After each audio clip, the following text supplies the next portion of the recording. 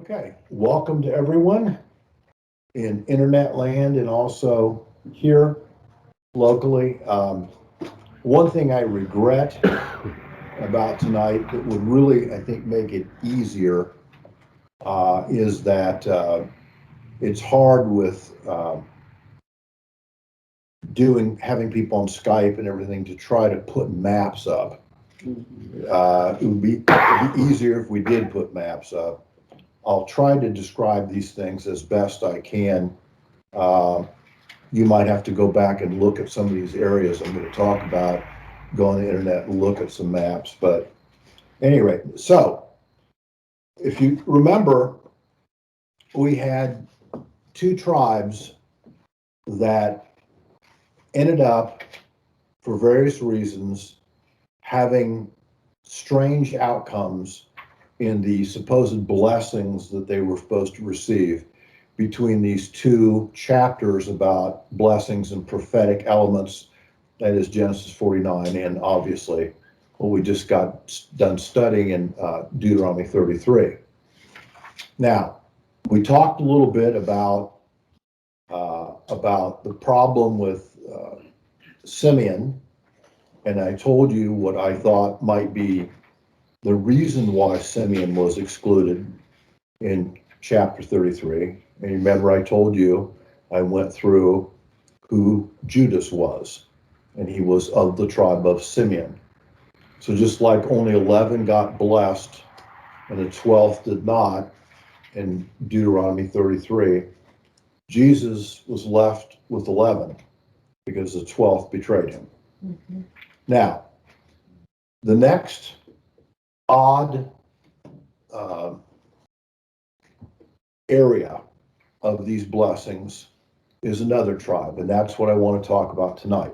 Dan. And that's the tribe of Dan.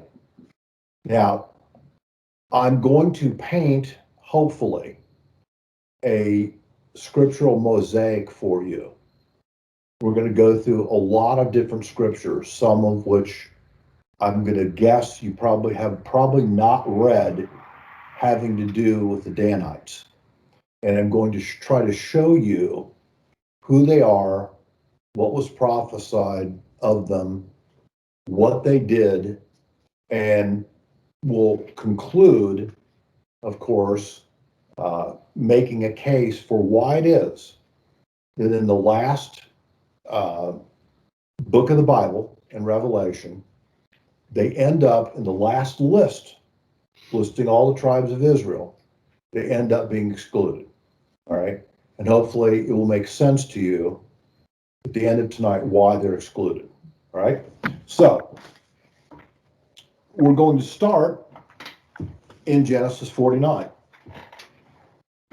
So turn there. And we're going to read the prophecy by Jacob of his son Dan, which is verses 16 through 18. So he says, Dan shall judge his people as one of the tribes of Israel. Dan shall be a serpent in the way, a horned snake in the path, that bites the horse's heels, so that his rider falls off backward. Okay? And then this interesting and I think enigmatic last statement, verse 18. For thy salvation I wait, O Lord. That is, if I were going to translate it, their salvation is going to be quite delayed. Okay? And I think you'll see why it's going to be so delayed. Now, when he says judge his people, the Hebrew word for judge is the word din. And it means literally to judge over one who cannot resist what you're doing, to rule in a way to overtake or overcome someone or something. It is not the same meaning nor the same word that's used of Judah's rule. Remember Judah, a few verses before, actually in verse 10 of 49, he says, the scepter shall not depart from Judah, nor the ruler's staff between his feet. Okay? Very different concept here. Each tribe had a ruling rod or a ruling staff, okay? Judah's, it said, of course, will be preeminent, and we know why, because we know what tribe Messiah comes from eventually, okay? But Dan's ruling will be a different ruling. It will not be a helpful ruling. It will be a overcoming people ruling, okay? Now keep that in mind as we move on into what we're going to talk about. Now you don't have to turn to this next verse, but if you want to note it, it's Numbers 1 verses 38 and 39. I just want to tell you by looking at these that the Danites are numbered as 62,700 men of age 20 years or older, okay, those that could go to war. Now it's interesting, two relatively large tribes, Manasseh, Dan actually is twice as big as Manasseh, ratio of 2 to 1.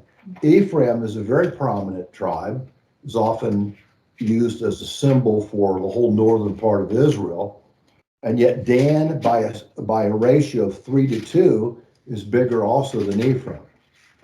So the Danites are actually a very large clan. Now, turn to this chapter that we've become familiar with, and that's Deuteronomy 33. And let's remind ourselves of what's said about Dan, and it's found in it's in chapter 33, and it's found in verse 22. It's a very short, quote unquote, blessing that Moses gives of Dan, and a very, again, interesting one. He says, and of Dan he said, Dan is a lion's whelp that leaps forth from Bashan. Now that last sentence is particularly important, and let me tell you what it means. First of all, he's a lion's whelp. That is, he acts as an aggressive, vigorous, warlike tribe, like the lion, aggressive, hunting, moving, finding prey. This is going to be a description of the Danites. But he also leaps forth. Now, this is a very interesting word in the Hebrew. It's the word lanak, and it means to spring forward or to pounce upon, or, and I think this is really important, another description of the word is it means to shoot an arrow a great distance and to move around violently. Now keep that in mind as we continue to go through the verses about what the Danites do. Okay? Keep that prophecy statement in mind. Now also it says that he comes from Bashan. This is not really a compliment. Okay? On the western side of Bashan, as we've talked about before, is a place called Caesarea Philippi. It's also called the Grotto of Pan. That is the Greek god Pan. It was a place in which there was a cave area in which priestesses would come and they would act as oracles or mediums, and people would come and get readings there. In Matthew 16, of course, Jesus talks about this. He's standing literally by the grotto, and he says, for the gates of hell shall not prevail over my church. So he's identifying that the Grotto of Pan and Panias is a place of great satanic activity. Okay? Now, if you keep moving to the east from there, you come upon another interesting place. It's called Gilgal Raphaim, also called the Spirit Wheel. It is a megalithic calendar. I've shown you pictures in the past of it. It's a big circle, concentrically, okay? It has a huge dolmen structure. Remember, dolmens have two sides and a horizontal capstone. The original capstone of the dolmen in the middle of Gilgal Raphaim weighed 50 tons.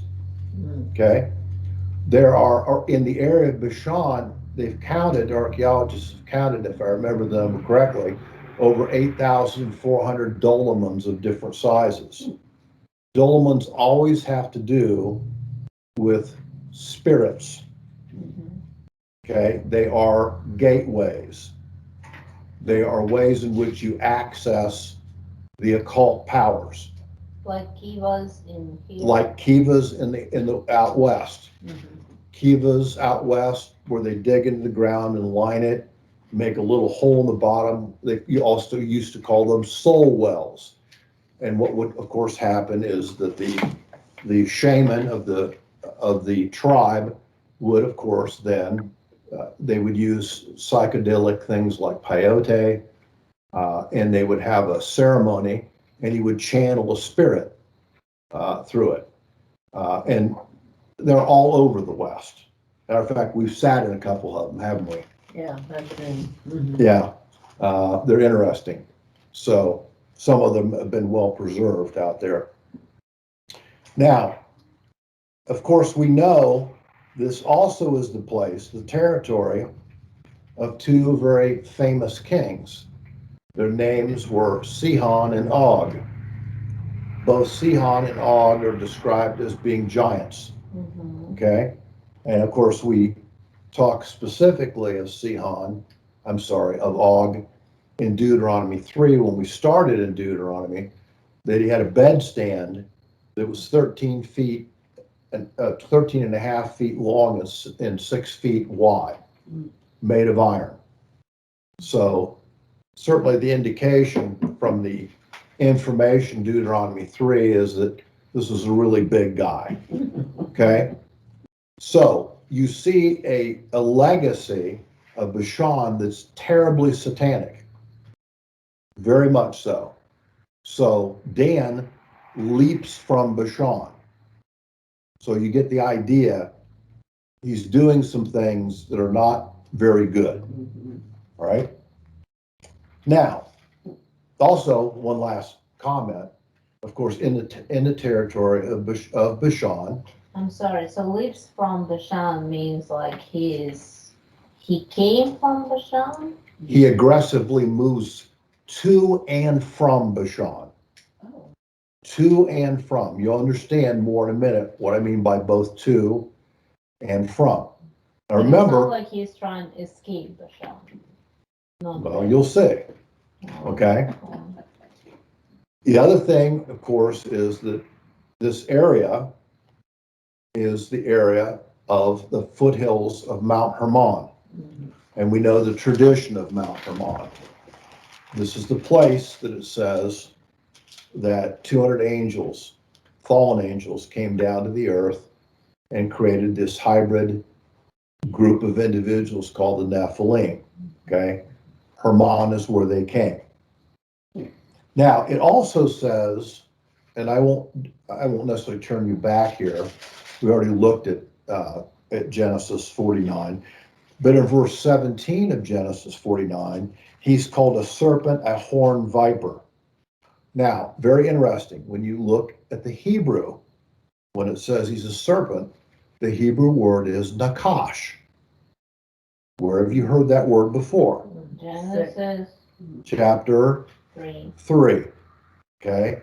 The form that Satan takes to tempt and deceive Adam and Eve is called the Nakash, which is described as a bipedal reptilian being.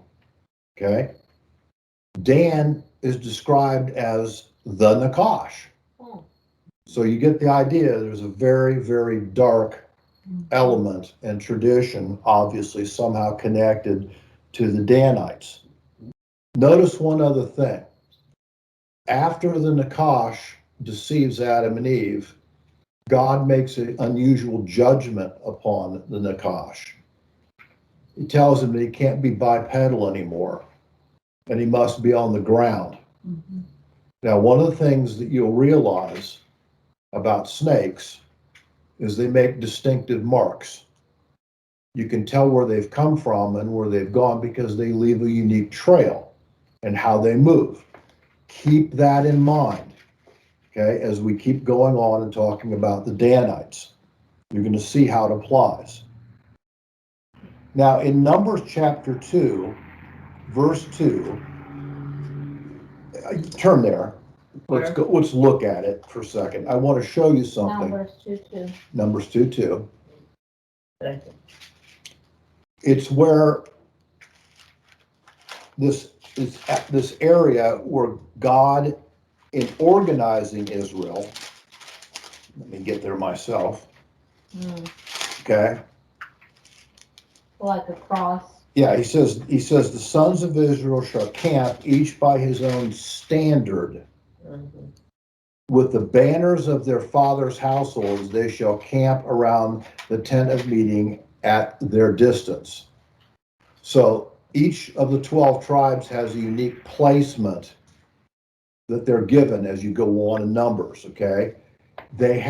Each one carries a banner, each tribe, that is a flag. On it is an emblem. We find in some writings, some rabbinic writings, it's a famous rabbinic book called the Midrash. Have you ever heard of the Midrash? Okay. In the Midrash, in chapter 2, verse 7, it says that Dan's emblem flag was Lashem. Lashem means, it's a color. It means that his flag banner was yellow or amber. Okay? And it also tells us that on it was the serpent. So this was the banner that the tribe of Dan carried around. Now, let's start to collect some further information about the Danites. Turn to your right to Judges chapter 5. We learn an interesting thing about the Danites that is very important. This is what we call the Song of Deborah and Barak. We've studied it before when we studied the book of Judges. And it's verse 17. Now remember, Barak and Deborah are appealing to the tribes to come because there's a foe that they're trying to overcome. They're trying to get the tribes to contribute military people to overcome this enemy that's invaded. In verse 17, it says, Gilead remained across the Jordan. That is, the 2.5 tribes on the east side of the Jordan did not come and help militarily. And then it says, and why did Dan stay in ships? So we learned a really important thing about the Danites. Somehow, they're connected to maritime activities. Okay? They are staying in their ships at this point, and therefore will not leave their maritime trade to contribute militarily to help Israel out at this point. Okay? Now, turn further to your right to the book. I'm sorry. Turn left back to Joshua. Turn back to your left to Joshua, and I want you to go to Joshua chapter 19.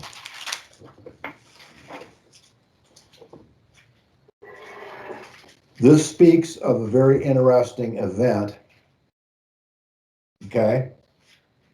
I want you to see first, remember, we see in this area of Joshua, after the major part of the conquest has occurred, God then decides where each tribe will be in Israel. He places them by lot, okay, exactly where they are to be. You don't get to make your own choice. God puts you where he decides to put you, okay? Now, I'll read a little bit here. It says, the 7th lot fell, starting verse 40, the 7th fell lot to the tribe of Dan, according to their families. and their territory is the inheritance of Zorah and Estal, and it goes on and it talks about these cities, okay? And in verse 47 and 48, it says, "And the territory of the sons of Dan proceeded beyond them. For the sons of Dan went up and fought with Lashem and captured it. Then they struck it with the edge of the sword and possessed it and settled in it, and they called Lashem Dan after the name of Dan their father." So we learned a really important thing about the Danites. They are given a place on the coastline, on the Mediterranean coast. That's where they get their inheritance that God gives them, close to Philistia, close to the five cities of the Philistines. But they're not content with being there. So they move, and they move up to this city called Lashem. Lashem is in the foothills of Mount Hermon, way in the very north of Israel. Okay, that's where it is.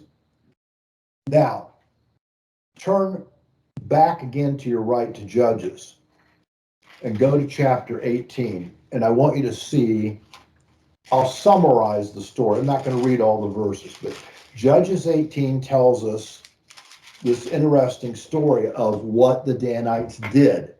Okay? Joshua 19 said it real briefly, but the whole chapter of Judges 18 is about this. So here's the summary. The Danites seek a new tribal home. You'll see in these verses that they send out spies, and they go up north to this town called Lashem. All right? The spies come back and say this is a good place. So what happens is, as they go on their journeys, they end up running into this, it said a Levite. He's not named, okay? But he possesses a graven image, all right? An idol. So they decide that they're going to go up. They grab 600 of their warriors. They go up to Lashem. They kill everyone. They then decide to take the city over. They take this priest and they make him the priest of this graven image in this new named town that they call Dan. Okay, this is what they do. So they migrate, they leave their God-given place, and they start idolatrous worship in this new place. Like right away. Right. Now, turn to 1 Kings chapter 12. So go to your right, 1 Kings chapter 12.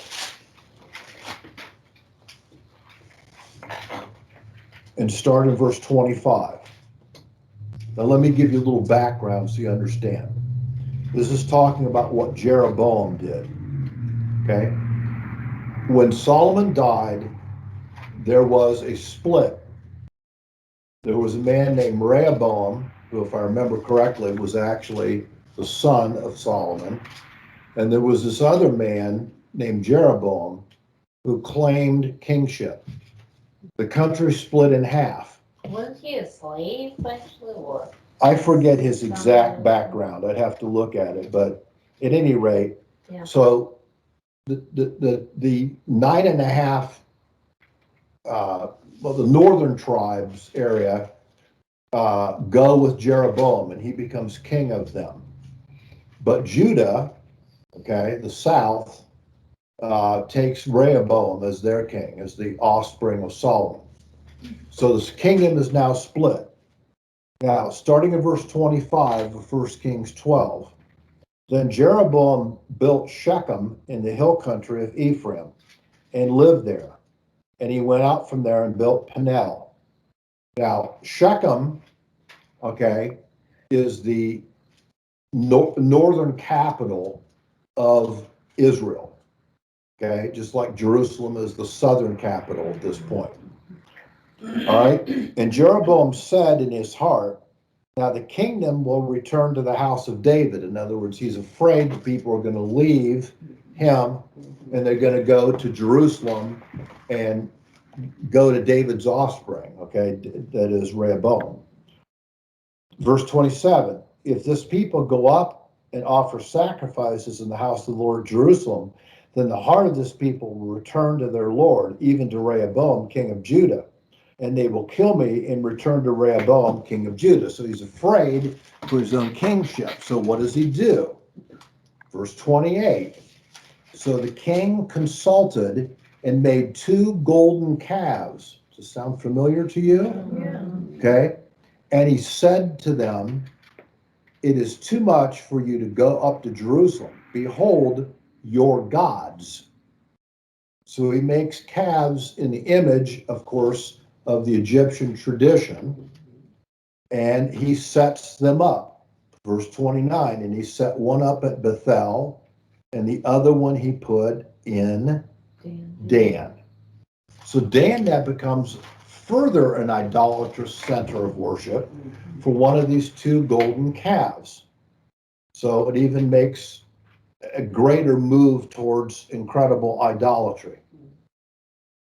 Now, after 1400 BC, that is after the Exodus, probably due to the incredible judgments of God on Egypt. Remember, he virtually destroys the country with 10 plagues, and then he partially depopulates it by the last plague. We're killing the oldest, not only of, well, the oldest of all cattle, as well as the oldest of all the sons. So there's an enormous, well, and then thirdly, what happens, as Pharaoh is incensed at them, God moving them out, then of course he sends what's left of his military after them. And what does God do? He drowns all of his charioteers in the Red Sea.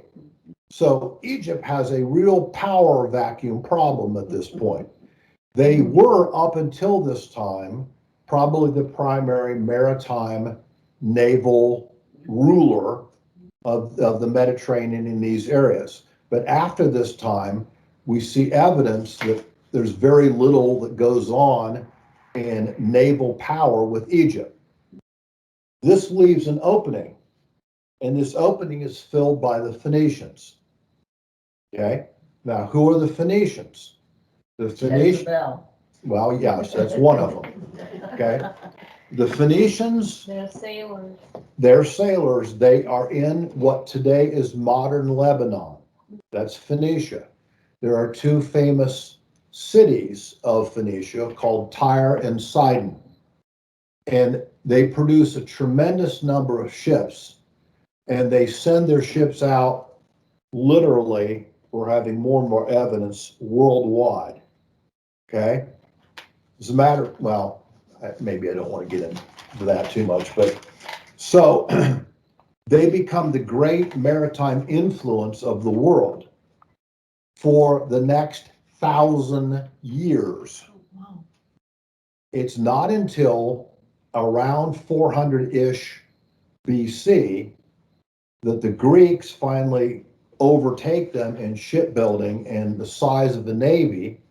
And then later, of course, Rome builds a tremendous fleet, obviously, of ships we know that go also worldwide. But during that 1,000 years, the control of the high seas was really the Phoenicians. Okay?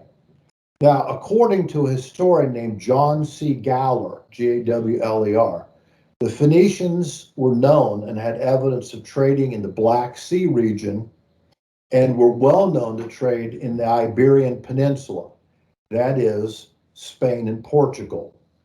Okay? Now, Well, we know coins found in New England.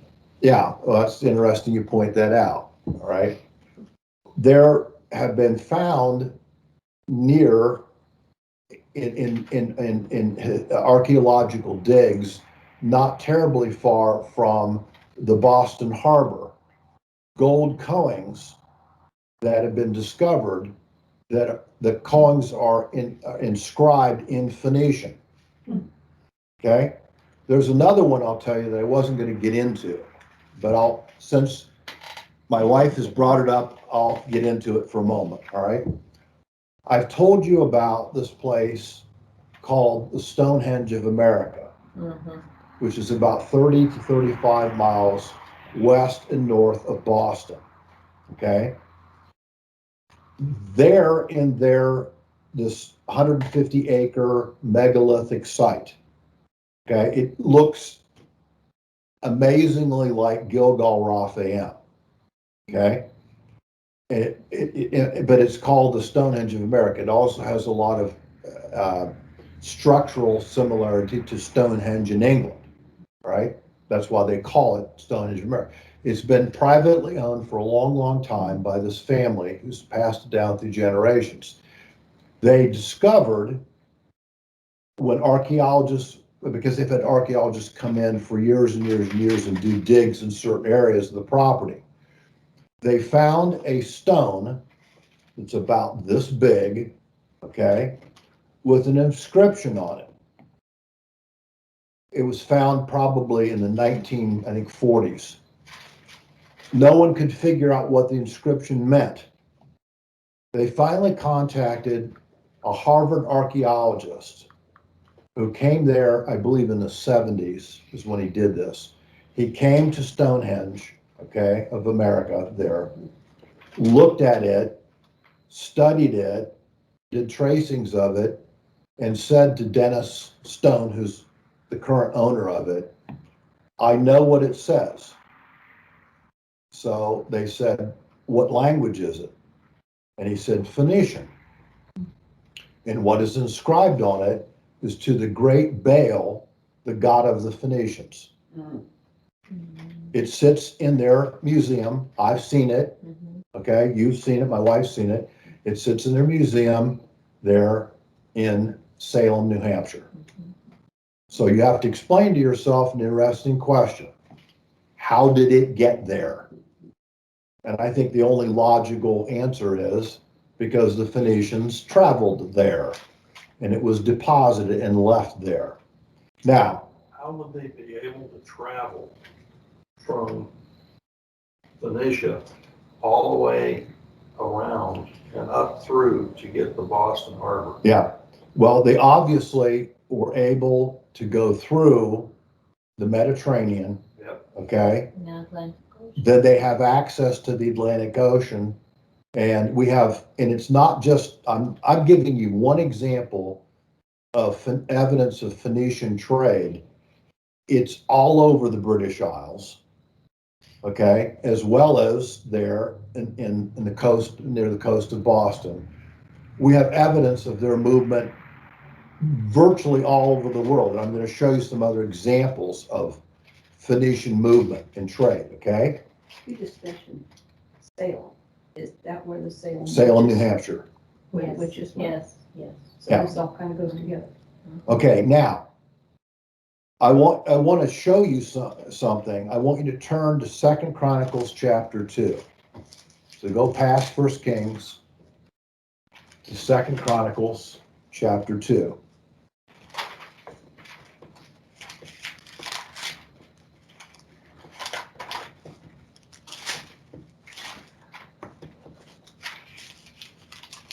I'm going to start in verse 13.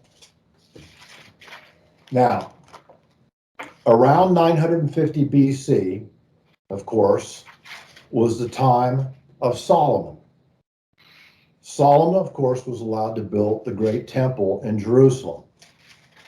And we see that there's an interesting connection between the temple and someone that's a craftsman in it and where he came from. Starting in verse 13 of 2 Chronicles 2.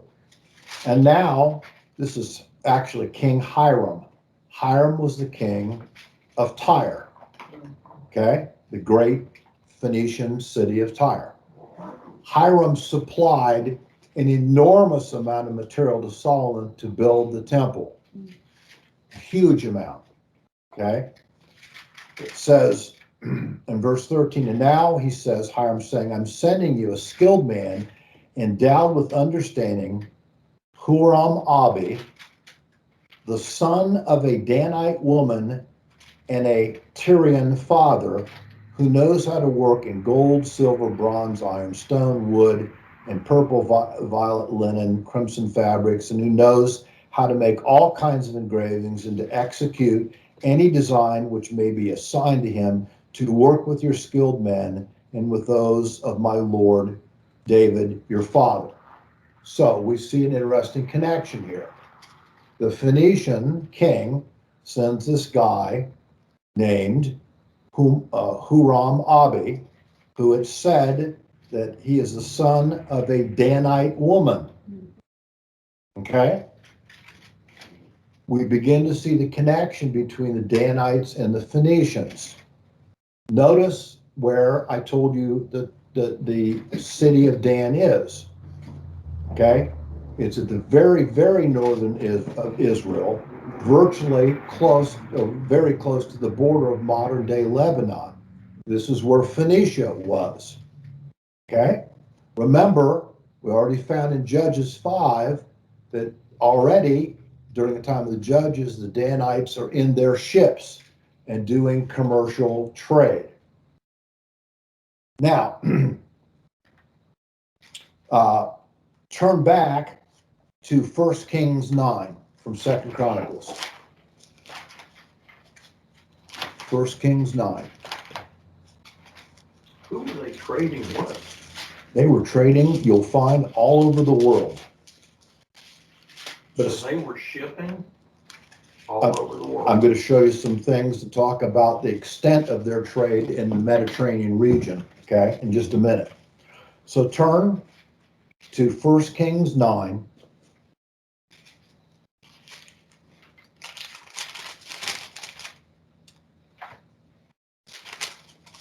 And we want to look at verses 26 and 27. King Solomon also built a fleet of ships in Ezion-Geber, which is near Elath on the shore of the Red Sea, in the land of Edom. And Hiram, remember who he is, the king of Tyre of the Phoenicians, and Hiram sent his servants with the fleet, sailors who knew the sea, along with the servants of Solomon. And they went to Ophir and took 420 talents of gold from there and brought it to King Solomon. You see the connection that's here. Hiram, the Phoenician king of Tyre, is now very connected to Solomon. And as Hiram has huge fleets of ships, obviously he's helping Solomon build also huge fleets of ships that are traveling all over the Mediterranean area, trading in many things, but certainly among them precious metals. So what are they building these ships out of? Presumably wood, What kind? the cedars of Lebanon, notorious huge groves of cedar redwood, okay, And which they is cut them down with what? with axes. And they built ships, fleets of ships. Again, Is this they're done with slaves? we don't know exactly, possibly, but you know, we don't have numbers, but we definitely have the idea from these accounts that these are numerous vessels because of all the places they end up going to.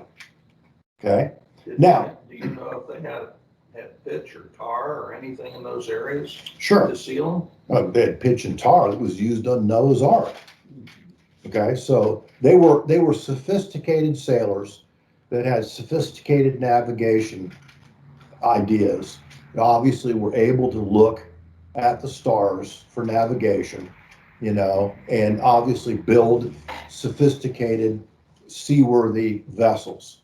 Okay, yes, Tim, I have one question. yes. At the time that the ark was built, was that the first ship that ever sailed? We would presume that's Because everybody that they scoffed at him building that thing. Yeah, And I just wonder if it was is that the beginning of shipbuilding? I think it's this the first mention. it's the first mention. Certainly that ship was very different than what are going to be future ships, okay? Yes. That is for maritime trade. Now turn back to 2 Chronicles chapter 9. I'm going to have you go back to the right again, 2 Chronicles chapter 9.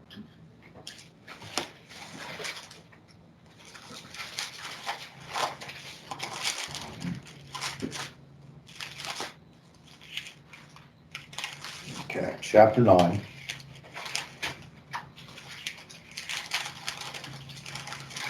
Let's see if my fingers work here to get, and we're going to go to verse 21.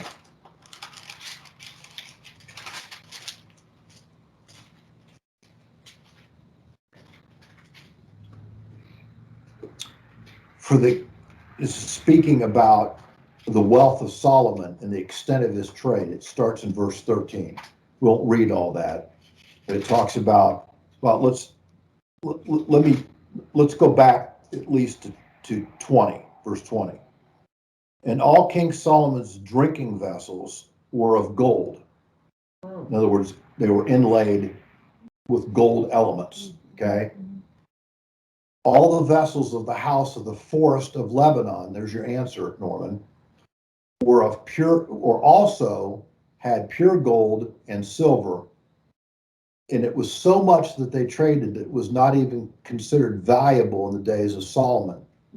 Verse 21, for the king, that is Solomon, had ships which were sent to Tarshish, and with the servants of Hiram, okay, once every 3 years, the ships of Tarshish, okay, came bringing gold and silver, ivory, now notice the next word, apes and peacocks.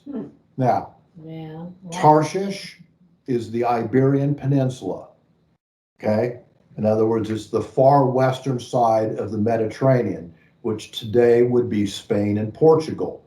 What is just south of Spain? Morocco. Right, Gibraltar. So North Africa is what, maybe 60 miles south of the Iberian Peninsula? That's, I believe, undoubtedly where they got the apes, because they were shipped from Central Africa up, and they purchased them and put them on ships and eventually came to Israel. You get the idea, the extent of trade that was going on between the Phoenicians and Solomon ships during this time. What were they using to barter with? That's my question, like, they're ugly. For the zoos, you know? I'm sorry. Were they using gold as part of their barter issue? Yes, it was used obviously as money, but the idea we get is these fleets were so extensive between the efforts of the Phoenicians and the efforts of Solomon's navy that it says that there's so much gold they accumulated that it wasn't even considered precious. In other words, they accumulated an enormous amount of gold and silver, okay, through all this trading and bartering that they did through their maritime network. So did they use it up where the Phoenicians were, up by Lebanon? Well, they used part of it obviously on the temple. Who knows what they did with all the rest of it, okay?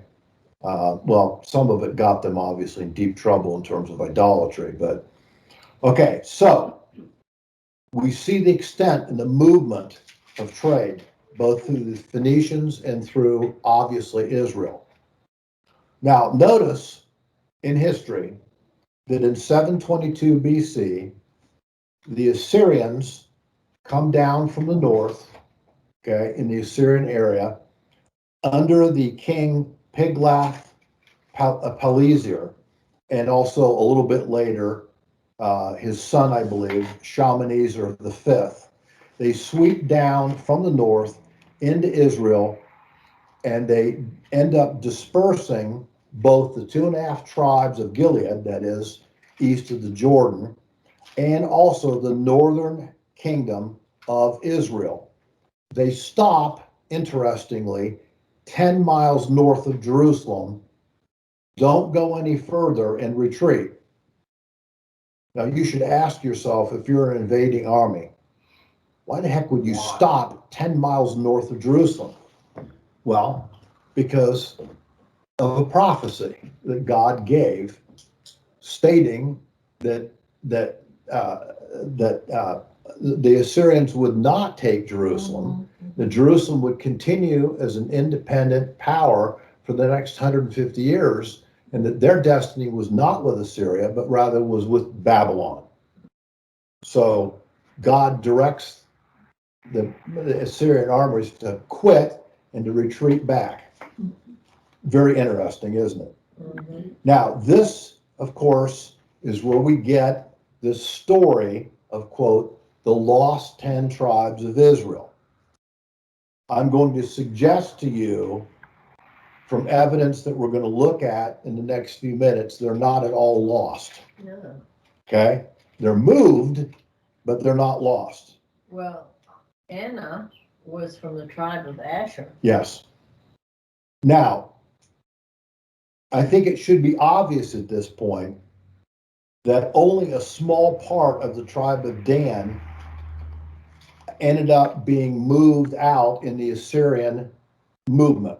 Why? Because the Danites we see in these areas were connected to the Phoenicians. They had their own Danite shipping, okay? And they also moved around the world with the Phoenicians. And of course, we see that from 1400 BC or thereabouts until 722, the Danites are moving all over the place in ships, all over the Mediterranean. Okay? This, of course, is part of the prophetic outcome stated in Deuteronomy 33:22 that Dan leaps forth, moves, migrates. The Danites migrate. Therefore, we find evidence in history that after 722 BC, some elements of the tribe of Dan emigrated also in the area north, where they were obviously moved by the Assyrians. They pass through the Caucasian Pass, and they settle in an area today, or then, that they called Sarmatia, a name which we believe they remembered as the northern capital of Israel, that is, the kingdom of Samaria. So they take a name they're familiar with, they move north, and they establish themselves up there. They called themselves, this Danite tribe called themselves the Scolati. But interestingly, the Greeks had a different name for them. The Greeks called them the Scythians. Okay? Now, the Scythians became an empire in and of themselves, which moved even further north and literally ended up occupying the western plain of what is today Russia. That was the Scythian Empire. Now, also, we see another Danite portion moved further to the west and the north into Turkey, moving across the Strait of Bosphorus and moving into Eastern Europe, into the Black Sea region, going through also the Dardanelles, that very narrow strait, which connects northwest Turkey into the area both of the Aegean and the Mediterranean seas. Now, Herodotus, the Greek historian, in his book 6, in subsection 1, part 3, etc., tells of a woman named Danae, Danae, who was the daughter of Acrisius. Acrisius was a Greek, okay? And Herodotus tells us that Danae's, the daughter, her ancestors end up marrying and becoming a portion of what were called the Dorian princes of southern Greece. You get the connection here. The Danites have now moved and have moved into southern Greece, and intermarry with the Greeks, ultimately intermarry into the aristocracy of the Greek city-states.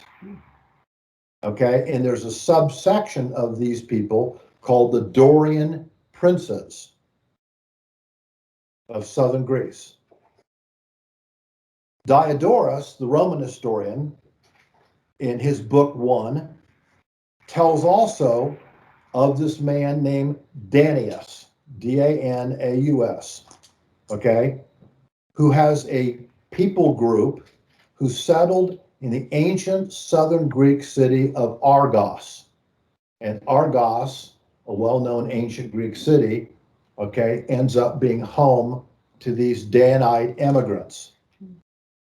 Josephus also, in his book Antiquities of the Jews, book 13, records a letter written to Jonathan, the high priest of the Jewish nation, okay, written from the Spartan Greeks, and it cites a copy of a letter that Jonathan writes back to the Spartan Greeks, reciting, quote, the kindred relationship between us and you, and quote, how it's been, quote, a long time since our relationship between us has been renewed.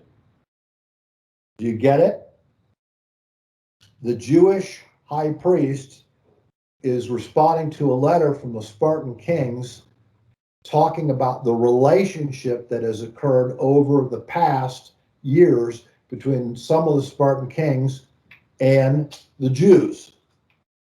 Now, interestingly, we see an interesting thing. I'm going to turn you into the New Testament.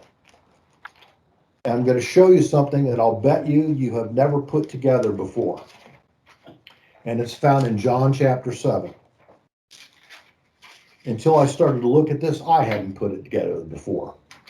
John chapter 7, and we're going to start in verse 33. Jesus therefore said, for a little while longer I am with you, and then I go to him who sent me.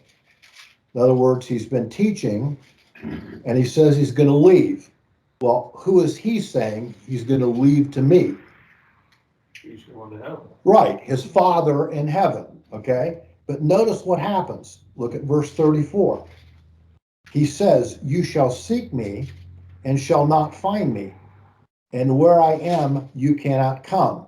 That is heaven. Mm-hmm. But look at the misunderstanding that the Pharisees have.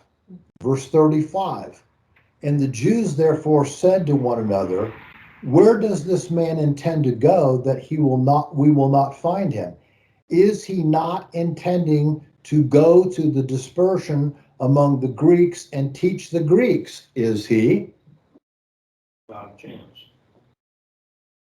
Ever thought about that in this chapter? What are the Jews telling us there? So he was intended to? They thought he was going to go to Greece and teach the Greeks because of the relationship between the Greeks and the Jews. No. And that relationship is through the tribe of Dan. Which he had no part of. No. Mm-hmm. But right here we have evidence that the Jews knew that they had a relationship to the Spartan Greeks. Do you see it? Okay, interesting. I had not seen that before until I started to look at this. Now,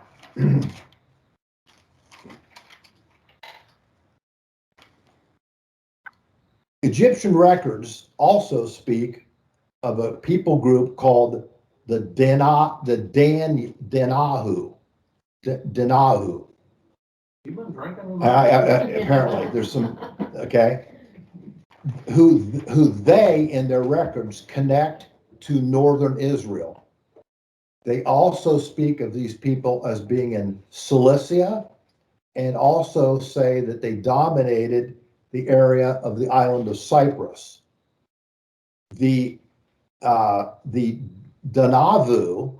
okay, another group, ruled Cyprus whose ancient name was Yad Nava. In other words, translated the Isle of Dana. The Isle of Dana. Isn't Cyprus part of considered Greece?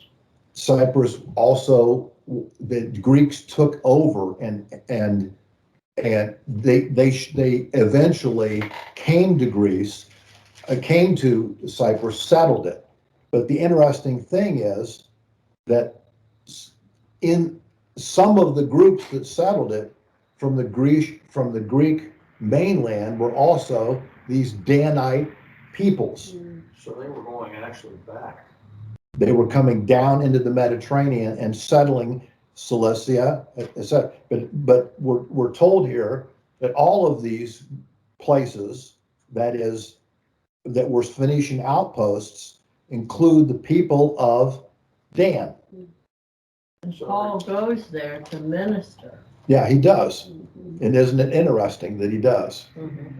I think Paul knew his own history of the connection with the Spartan area of southern Greece. Now, turn to Ezekiel chapter 27.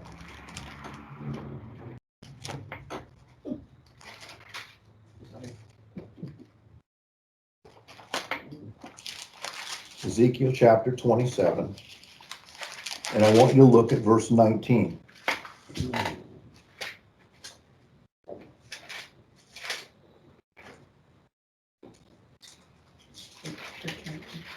Well, let's even start. He's talking about the trading that's occurring. And he says in verse 12, Tarshish was your customer because of the abundance of all kinds of wealth, with silver, iron, tin, lead. They paid for your wares. Okay? Javan, Tubal, and Mesh, they were your traders, and the lives of men and vessels of bronze they paid for your merchandise. He's talking about what they traded and what they got back. Do you know what the ancient word for Javan means? Greece. Javan is the ancient word for Greece. Okay? Then look what he says. Let's go down to 18. Damascus, which of course is just east of the Phoenician Empire, was your customer because of the abundance of your goods, because of the abundance of all kinds of wealth, because of the wine of Helbon and white wool, and Vaden, okay, see the word Vaden. The translation of Vaden is Danites. Vaden and Javan, you see the connection between the Danites In Russian, and the it's Greek. Dan. Say it again. It's Dan in Russian. Very good. So the translation is correct in the Russian Bible. Vaden and Javan paid for your wares from Uzal. Wrought iron, cassia, and sweet cane were among your merchandise. The translation of those words speaks of different alloys of metals. So the Greeks and the Danites who lived among the Greeks were maritime traders in these different types of metals. All right? Javan is Dan Javan is the ancient name for Greece. or Greece. Okay? Medan Okay? is Dan. And the ancient name for Dan that's used here is Vedan. Okay? Interestingly, also, Homer in his Iliad speaks of the Danoi, these peoples called the Danoi, whose ancient father was Danus. Okay? Notice the connection? It's almost the same word the Egyptians used. Okay? It says that Danus had daughters who married local Greek city-state rulers and became part of the aristocracy called the Danoi kings. As a matter of fact, there is a temple to the Danite kings in ancient Greece. When the archaeologists opened it up, they found a bronze engraving in it. Guess what the engraving was of? The parting of the Red Sea, Interesting. which proves but they knew where they came from originally. They were Danites from Israel. Now, turn to Daniel chapter 11. Daniel chapter 11, I know several years ago we taught the book of Daniel. Daniel 11 is one of the most interesting historical prophetic chapters in the entire Bible. It speaks of rulers that are to be before they ever were. Remember, Daniel is living around 600 or so BC. He's talking about rulers of 300 and so BC. All right. Now, he predicts both the Ptolemaic, okay, and the Seleucid kings. Who are they? Ptolemy was one of the 4 kings of Alexander the Great. Right. And Seleucus was also one of the kings of Alexander the Great. The Ptolemies were given Egypt. The Seleucids were given Persia. Okay? The history in Daniel 11 is of the different rulers that come out of the both Ptolemaic and Seleucid empires and their wars between each other, etc., etc. Now, starting in verse 21, okay, of chapter 11 of Daniel, we see this person, okay, whose name is Antiochus the Fourth, also called Antiochus Epiphanes. He's mentioned here, quote, as a vile person. He's described as a worshiper of Zeus, and we know from history that he sends 22,000 troops into Jerusalem, actually on the 24th of Chislev, which would have been December of the year 167. He ends up going in and sacking the temple, and he sets up an altar there of an image of Zeus in the Holy of Holies. We call this event the Abomination of Desolation, done by Antiochus Epiphanes. Now, turn. He's a type. He's a type, okay? Antichrist. He's a type of Antichrist. I want to show you something. I want you to understand a verse before we go further. I think it's important. Go to Ecclesiastes. This is a very fascinating verse that Solomon puts in Ecclesiastes. Okay, if I can get there. Keep going. What He chapter? didn't say.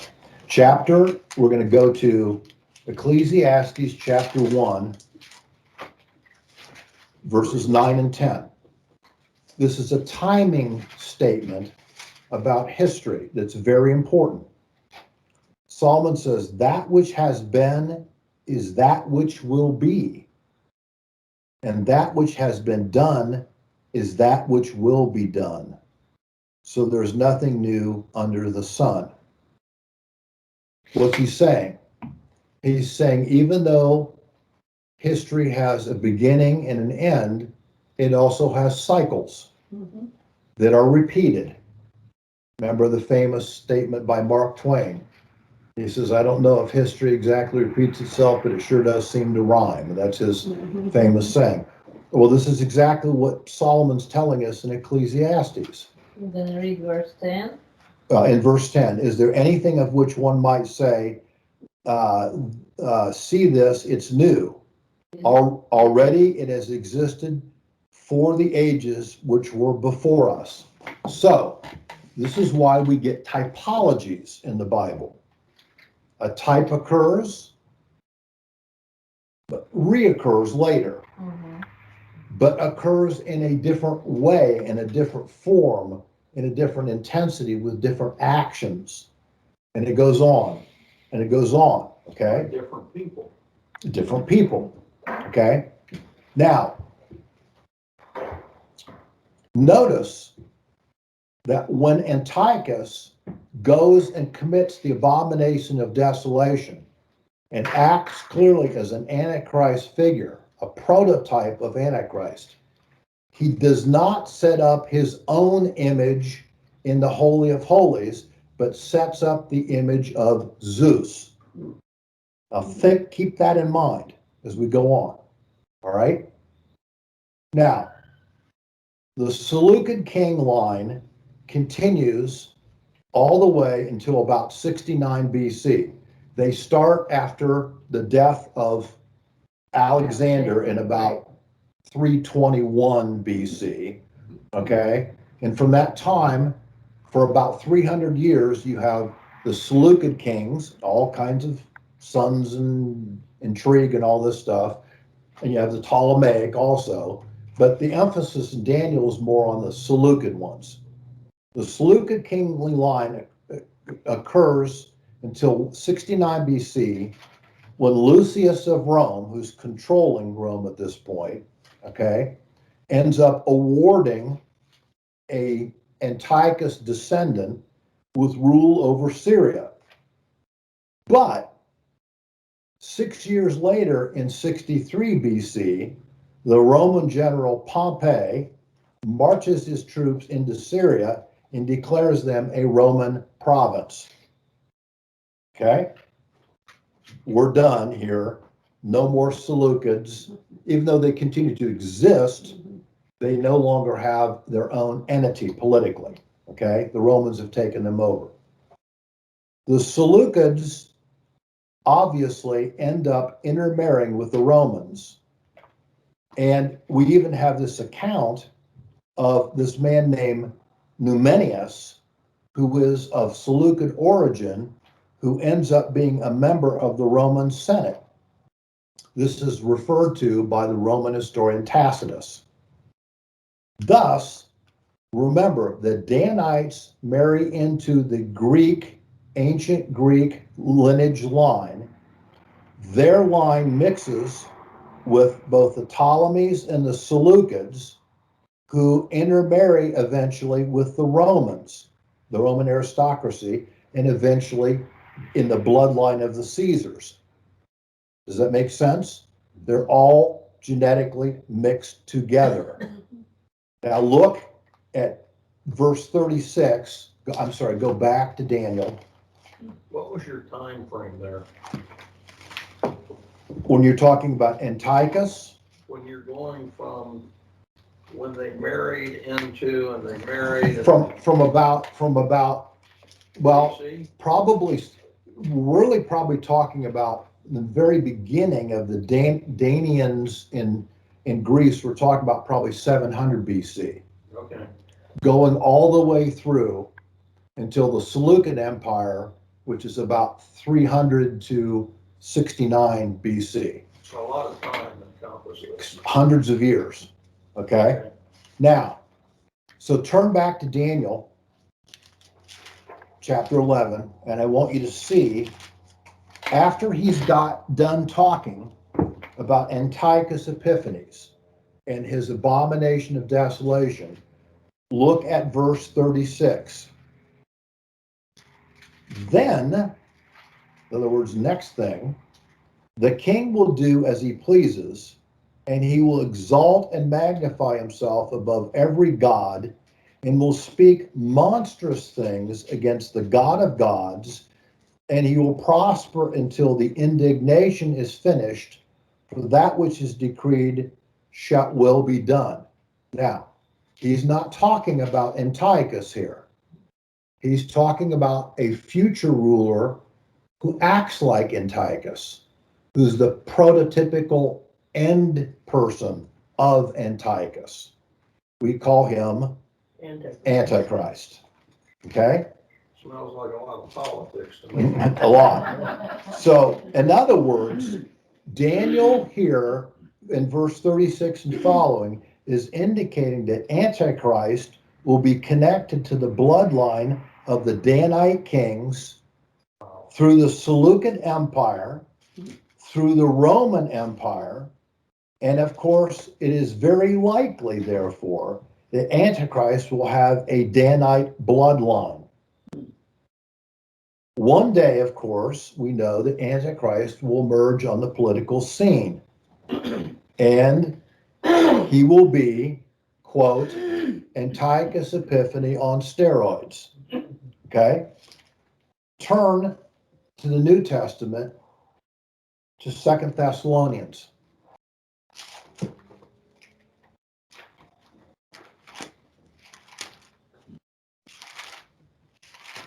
Second Thessalonians, Ephesians, Philippians, Colossians, first and then 2 Thessalonians. We're going to go to chapter 2, verses 3 and 4. 2 Thessalonians 2. Okay? Verse 3. Let no one in any way deceive you, for it, okay, and he's talking about the second coming of Christ, will not come unless the apostasy comes first, and the man of lawlessness is revealed, the son of destruction, who opposes and exalts himself above every so-called God or object of worship. Who's he talking about? Antichrist, okay, so that he takes his seat in the temple of God, displaying himself as being God. So he chose the next step. Okay, Antiochus puts Zeus in the Holy of Holies. Antichrist puts himself in the Holy of Holies. Okay, this is the final thing that the Bible calls the Abomination of Desolation. This is the event that in Matthew 24, where Jesus tells the Jews, when you see it happen, run to the mountains of Jordan and hide yourselves. Okay? This is the event we're talking about. Now, this is the reason why I believe that the tribe of Dan isn't listed among the 12 tribes in Revelation 7, because they end up being the errand boys of Satan. They end up being the bloodline vehicle through which Antichrist comes to the earth. Question. Did anything good come at all from that tribe? Well, they traveled broadly, they made a lot of money, they influenced a lot of people, they moved a lot of places, okay? But no any They did good really good. famous people, I mean, in the Bible? Well, there is a famous person that was the tribe of Dan, and he's as enigmatic as the rest of them. His name was Samson. He was a Danite, and he was one mixed guy too. Yeah, he Okay. was. Now, to finish this, I want you to turn to Jeremiah chapter 8. So turn back in the Old Testament, past Daniel and Ezekiel, past Lamentations to Jeremiah. Chapter 8.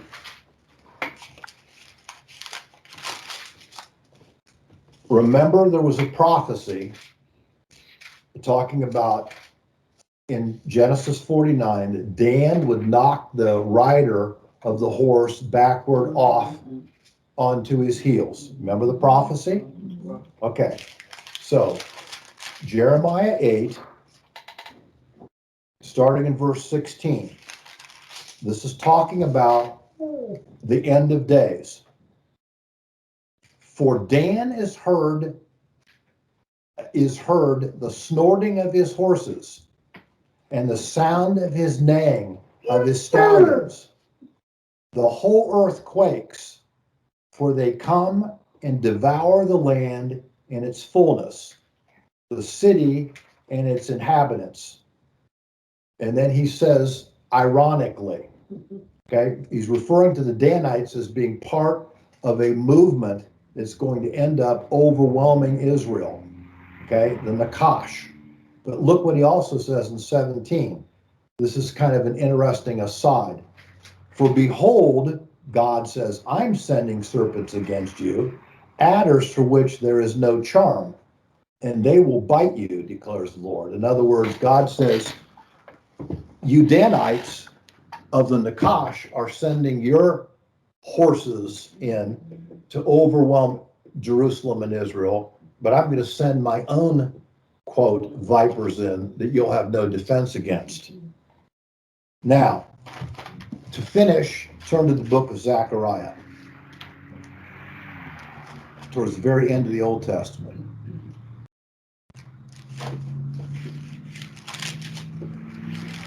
And go to chapter 11. You sure you haven't slipped up? Too many words, too much to remember. Okay, Zechariah 11, starting at verse 15. This is this prophecy that Zechariah is given. And the Lord said to me, take again for yourself the equipment of a foolish shepherd. For behold, I'm going to raise up a shepherd in the land who will not care for the perishing, seek the scattered.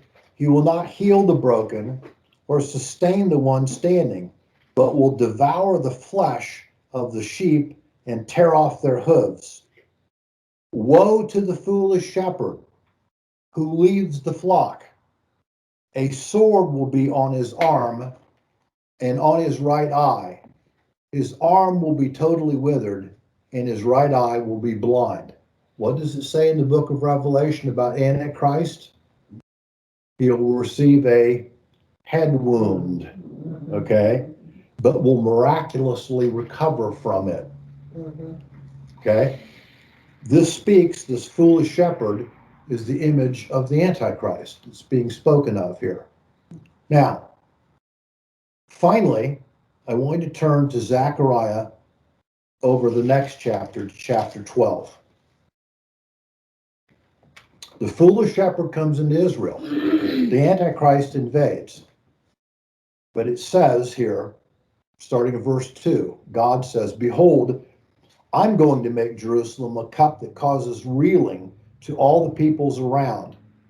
And when the siege is against Jerusalem, it will also be against Judah. And it will come about in that day that I will make Jerusalem a heavy stone for all the peoples. All who try to lift it will be severely injured, and all the nations of the earth will be gathered against it.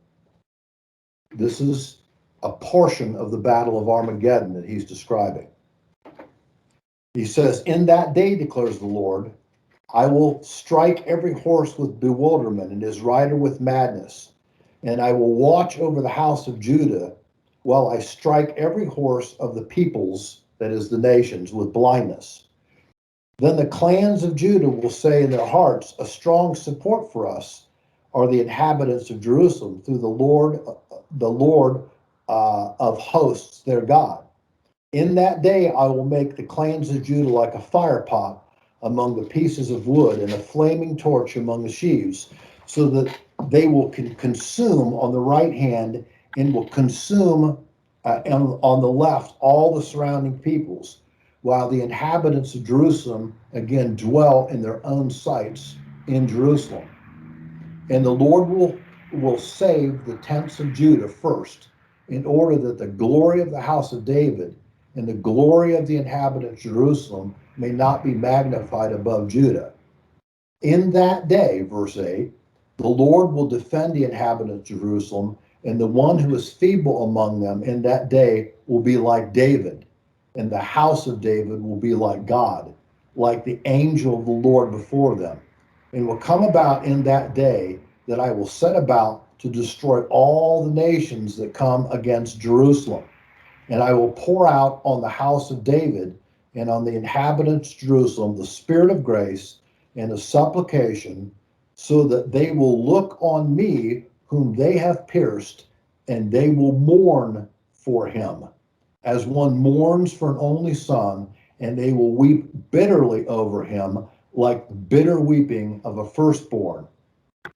In that day there will be great mourning in Jerusalem, like the mourning of Hadad-Rim Amon in the plain of Megiddo, that is Har Megiddo, Armageddon. So, in other words, Antichrist will come to Jerusalem, and he will get very close to annihilating the Jews, except Revelation 19 events will occur, Christ will come into Jerusalem and he will activate all the peoples there to absolutely annihilate the nations that have invaded. And they will finally, the Jews will finally realize who he is. They will declare him Messiah. Yes, Jack. It says, I will weep over him. Who's him? Messiah. They will finally, in other words, put it together that Messiah King who comes and saves them from the nations as a warrior was also Messiah, Is there Messiah? the shepherd who came to atone for sin. They'll finally know who he is. They'll accept him as their Messiah King. So, I will stop here. But I think I've given you enough information to think about. So, this is the interesting story of the Danites, their migrations, and how it ends up that they are seemingly connected through their bloodline to Antichrist. As a matter of fact, if you care to, I decided not to include it because then I would make this even longer. But there is a document here, an article that I found that's very fascinating.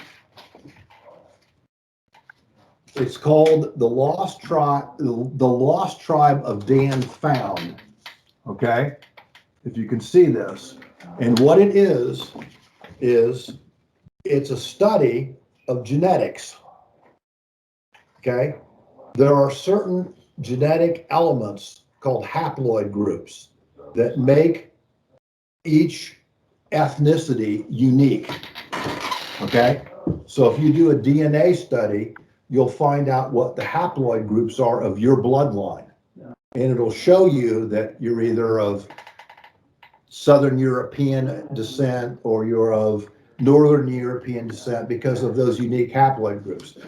What they found in this study is that when they took people who were obviously Jewish and had a long tradition in northern Israel, when they did their haploid group analysis, when they went to Greece, they found exactly the same haploid groups spread around Greece.